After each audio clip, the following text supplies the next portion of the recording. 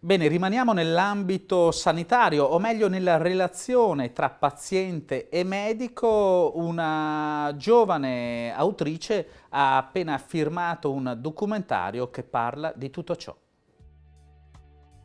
Queste sono alcune immagini inedite del documentario della giovane autrice montebellunese Nicole Smith, dedicato alla relazione umana tra persona malata e persona curante. Un progetto prezioso intitolato Quel qualcosa in più, che presto sarà presentato negli ospedali del Veneto dopo un'attività di ricerca durata un triennio. Sì, nell'agosto del 2016 ho avuto un gravissimo incidente stradale che mi ha bloccata su un letto d'ospedale per ben 5 mesi, durante i quali, essendo sempre stata un'appassionata di comunicazione, di dinamiche relazionali, ho iniziato ad osservare le relazioni che avvenivano tra me e i medici e tutti i professionisti sanitari.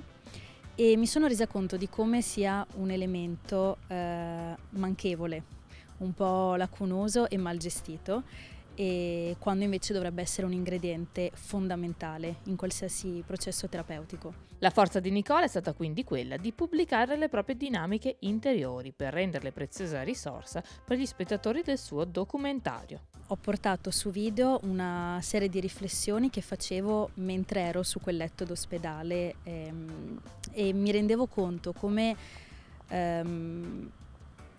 c'era quel qualcosa in più che andava a creare una vera e propria relazione umana tra me, che ero persona malata, e gli operatori sanitari. La prima visione è ormai prossima, come racconta Davide Basso, regista di Quel qualcosa in più. La prima sarà a gennaio 2020 e subito dopo la prima sarà possibile trovare il documentario in streaming nel sito www.quelqualcosainpiù.com, e nel quale sarà possibile visionarlo, trovare un po' la biografia del documentario e anche delle persone intervistate.